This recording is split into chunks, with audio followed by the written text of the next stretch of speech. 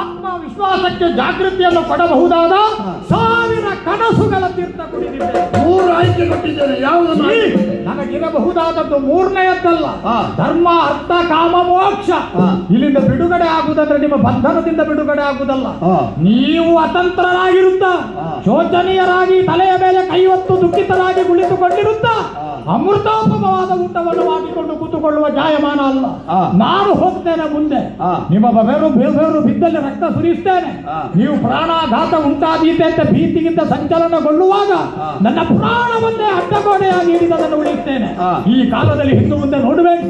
ಲಂಕೆಯ ಉತ್ತರಕ್ಕಾಗಿ ಉದ್ಧಾರಕ್ಕಾಗಿ ಅಹರ್ನಿಶಿ ಹಾರೈಸುವ, ಹಾರ್ದಿಕವಾಗಿ ದುಡಿಯುವ ಮಕ್ಕಳ ಸರಣಿಯಲ್ಲಿ ತೇಜವಂತನು, ಮಹಾಬಲಿಷ್ಠನು, ಸಂಪುಷ್ಟನು ಇಂದ್ರಜಿತ್ತುವಿನ ಸಹೋದರ ಎನಿಸಿಕೊಂಡ ಅತಿಕಾಯತ್ವ ಒಪ್ಪಿದ್ದೀರಲ್ಲ.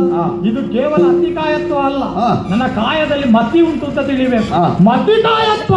ಈ ಅತಿಕಾಯ ನಿಮ್ಮ ಸಮ್ಮುಖದಲ್ಲಿ ಆಯುಧವನ್ನು ಹಿಡಿದು ಒಮ್ಮೆ ಅದರ ಕೈಯ ಮೇಲಿಟ್ಟು ವಿಶೇಷವಾದಂತಹ ಆರೈಕೆ ಅಂತ ಹೇಳಿ ಮೆಚ್ಚುಗೆಯ ಮಾತುಗಳನ್ನು ಹೇಳಿ ಹೋಗಿ ಗೆದ್ದು ಬಾ. ಪಶುಪತಿ ಹವಕ್ಕೆ 5ರಲ್ಲಿ ಬರ್ಬೇಕು ಈ ಸಲ ಪಶುಪತಿ. ನಿಮ್ಮ ಮಗನ ಉಪ್ಪಣ, ನಿಮ್ಮ ಮಗನ ಆರ್ಭಟ, ನಿಮ್ಮ ಮಗನ ಹೋರಾಟದ ಕೆಚ್ಚು, ನೆಲಕ್ಕೆ ಕಚ್ಚಿ ನಿಲ್ಲುವ ಹದಟು, ಇದನ್ನು ನಿಮ್ಮ ಆರಾಧ್ಯ ಮೂರ್ತಿಯಾದ ಶಂಕರ ಮೆಚ್ಚಿ ಗುಟ್ಟಿನಲ್ಲಿ ನಿಮ್ಮ ಅಂತಃಪುರಕ್ಕೆ ಬಂದು ಹೇಳಬೇಕು, ಆ ಮಗನನ್ನು ಹೆತ್ತದ್ದರಿಂದ ನೀವು ಸಾರ್ಥಕನಾದೆ ಅಂತ. ಕೋಟಿ